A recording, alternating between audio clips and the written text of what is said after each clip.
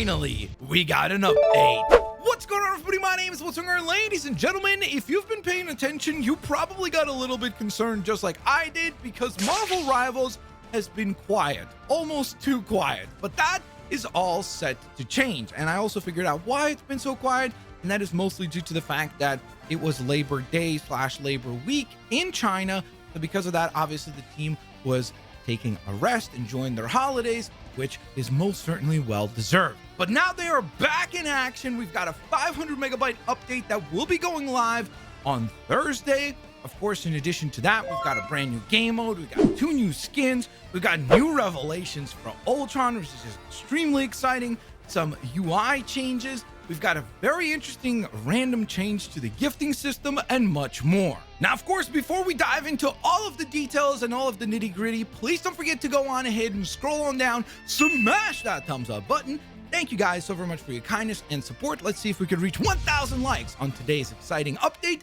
And without further ado, let's dive on in. So let's begin with the brand new game mode. Yes, we've got an evolution to the Brain Blast mode, which has been in the game. And of course, if you've played the previous limited time mode called Clone Rumble, you'll probably be quite familiar with what they're doing here, because we're getting a new game mode titled the Giant Size Hive Mind. Essentially what it does is it combines the last 2 limited time modes, smashes them together, and then also sprinkles a mystery hero element over top of it all. So basically the way that it's going to work is that you have the big giant heads on the characters, so that will be present just like it was in the Giant Brain Blast mode. You will then only have clones of one hero, which means that everyone on your team will be the exact same hero, so that is exactly like Clone Rumble. And then added to it all is the fact that unlike in Clone Rumble, where you as a team could vote on which heroes you might want to be, and then the game would randomly select one of those heroes, here you're actually going to have a mystery hero selected by the game itself. So you won't actually have control over which hero all of your team will be. To me, this sounds like a really nice mashup of the last 2 game modes, so I'm excited to give this one a go. And similarly to all of the other limited time modes, this one will also only be playable during the weekend windows. So that means May 9th until May 12th, and then the following weekend, which will be May 16th until May 19th. So keep that in mind, that this is not the kind of game mode that you could just launch and play anytime you want. You have to be playing it within those weekend windows. So next, let's talk about the new skins that are coming to the game. We kick things off with the brand new Squirrel Girl, titled Sunshine Squirrel Girl.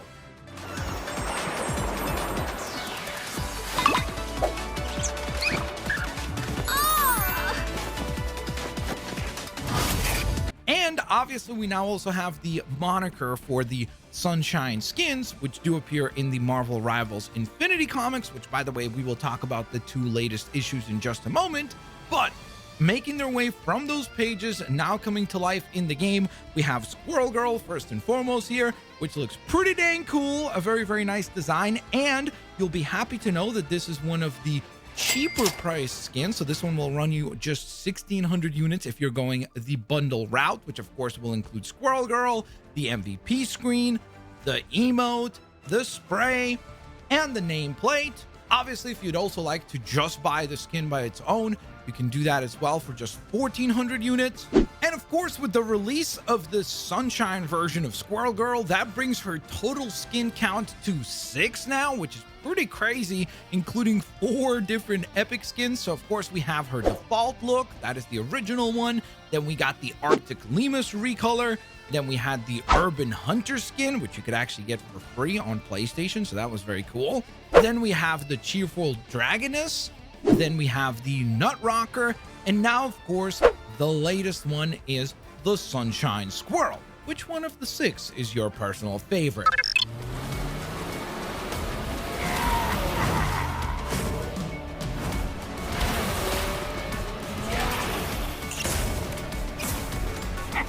So from there, we jump to one of my personal favorites, and that is Rocket Raccoon. I am so stoked that he's finally getting a legendary skin. This is going to be incredibly, incredibly cool.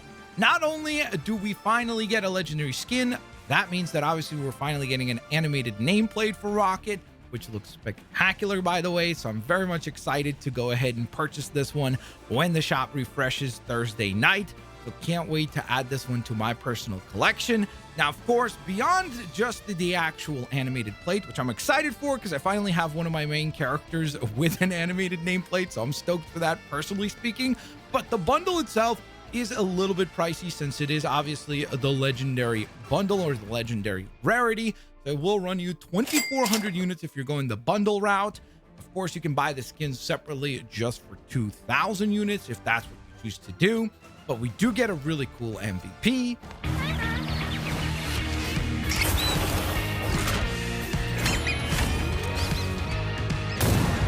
A really cool emote.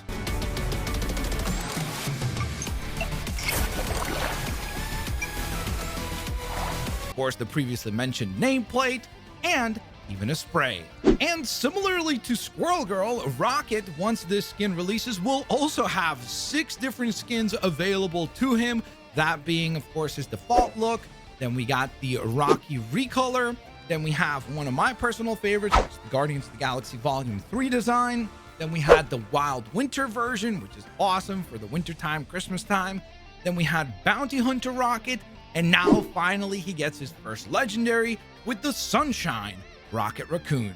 Now, of course, both of these Sunshine skins have originally appeared in the Marvel Infinity comic, which we have been covering here on the channel since it began. Now, since my last update, we've gotten not one, but 2 issues that have dropped, featuring issues number 10 and issue number 11, which have been pretty interesting so far. It is essentially the big battle at the Hellfire Gala between the X-Men, the Avengers who are invited to the Hellfire Gala, and the invading forces of Ultron. Now, over the course of this big giant fight unfolding in these last 2 issues, we have seen the characters of Squirrel Girl, The Thing, Jeff, and Rocket, who were just kind of vacationing on the beach of the gala, I guess, and not really attending the Hellfire Gala itself, which is why we assumed that these were going to be our summer beach skins. Now we know that they're going to be titled Sunshine skins.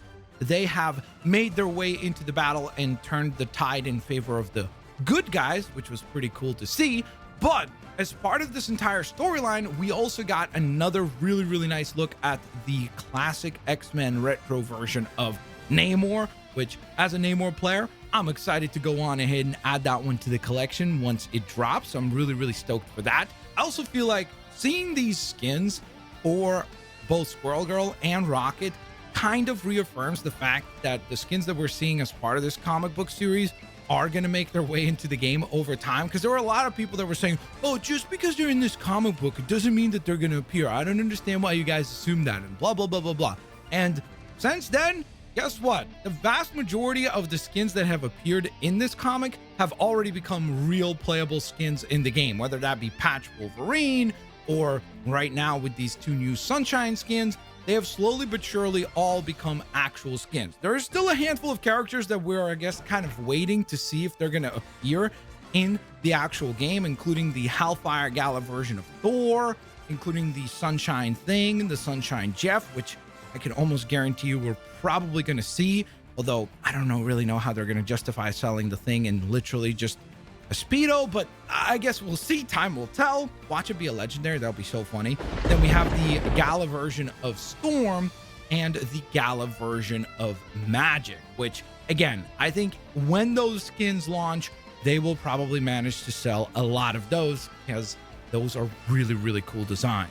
Now, speaking of cool designs, I would be remiss not to mention that the latest issue of Marvel Rivals, issue number 11, does actually showcase an incredibly cool new design for Ultron, which we see get created as a result of essentially what he does is he's trying to steal the Cerebro helmet so that then he could manipulate the mutants and infect them all with the Ultron virus. But that does not work out, or at least initially doesn't work out for him. So what we find out is that he has actually uploaded his own consciousness into the Cerebro / the Krakoa, I guess, planet / island. And that allows him to then rebirth himself and reconstruct himself as X-Tron. And when he respawns, he looks absolutely freaking sick. Like a really cool design for him. very interested to see if this is going to be his first premium skin in the game. My guess is that it will be. And he also delivers a really cool line of him saying, "To me, my X-Man." And since we're on the topic of voice lines, it seems appropriate to also mention that with this latest update, we got a slew of a bunch of other voice lines that have been leaked for Ultron, interacting with a lot of our favorite heroes in this game already, courtesy of the folks over at XOX Leak on Twitter. So for example, we have this line right here of Ultron talking to Iron Man in the little pregame area, saying, "You pretend to be a machine, yet you are just organs in a metal shell." Dang, that is very harsh. We have a line of him talking with Hela where he says, "You rule the dead." She responds, to which he then says, "Then I will increase your kingdom." Dang. Ultron's going to be an absolutely super duper popular character. Heck, it even seems like Ultron's going to go toe to toe with Mr. Fantastic, because we have this line being delivered saying, "Your soft tissue intellect could have never created me, Richards." To which I assume he probably goes on ahead and responds with something along the lines of, "You owe your creation to me and our scientific, I guess, development," or something along those lines. And then Ultron responds with, "And you will owe your extinction to me." Dang. Sheesh. So yeah, things are getting extremely exciting when it comes to Ultron. I cannot wait for the release of this character, who, by the way, will be releasing at the end of this month. So we're not even that far away from actually being able to control this one. And I expect this to be one of the most popular characters released since the original launch of the game. So cannot wait to see Ultron in action. Now this next one is kind of a head scratcher, and I guess the best way to describe it is that gifting is getting nerfed to a certain extent. Essentially, once this update goes live, the Marvel Rivals gifting system is taking 2 changes. First, you will now need to be level 20 before you can actually go ahead and gift. So that is going up from the previous level 10 requirement. And then in addition to that, as of right now, you were able to gift 5 skins per day. That is actually going to be dropping down to just 3 skins per day. I'm not really sure why this change is happening. The only explanation I would have is that there's some sort of like an exploit out there that people were figuring out to like gift skins cheaper or something like that. I don't know, but it is a weird change, but it will be implemented with this new patch. Oh, and another really cool thing that we did get an announcement for this past week was the fact that we're getting an official The Art of Marvel Rivals book, courtesy of NetEase Games and Penguin Random House. So if you are a big fan of the art style of Marvel Rivals, this is definitely going to be a must pick up. I'm going to be getting it, checking it out. Hopefully we have some really cool concept arts in there, so that we could get a little bit more insight into the design of things for Marvel Rivals. Now let's jump right back over to our content updates, because we are still not done yet. With everything that we've talked about already, there's still more to talk about, including some very interesting changes coming to the emote/spray wheel within the game. So let's run through them. They are now going to actually be split into 2 separate wheels. So you will have a dedicated hotkey for each one, meaning that you will have 1 key to go ahead and bring up the spray wheel, and then 1 hotkey to bring up the emote wheel. Now, the cool thing is that something that I've seen a lot of people mention is that they are really annoyed by the fact that currently in the game, when you equip sprays, you have to go in and equip them one by one, and it gets very tedious. Like, people wanted to have 1 universal spray wheel. Guess what? Now you will be able to go ahead and set your current spray wheel to be shared across all of your heroes. So you can just have 1 spray wheel that you will activate for all of your heroes, which is a major W.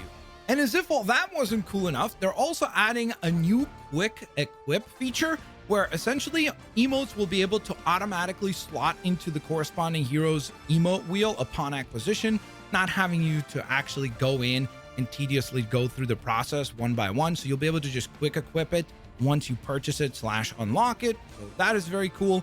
And then a similar thing will be available for the spray wheel, where you'll be able to go ahead and apply it to all, allowing you to once again equip the spray across all of your different spray wheels instead of just one individual hero at a time. So that's a really nice little quality of life change. And speaking of quality of life changes, they're also changing the way that the hero screen is going to display. Right now, the default look for the hero screen is essentially the default costumes. When you go over to your heroes, you'll see their default costume selected. Well, starting with this brand new update, you are actually going on ahead and see the equipped costumes. So the different costumes that you equip for your heroes will appear on your hero selection screen, which is a small detail, but I do really like it because I feel like it adds a little bit of uniqueness to your game versus my game versus Bob's game or any other person's game.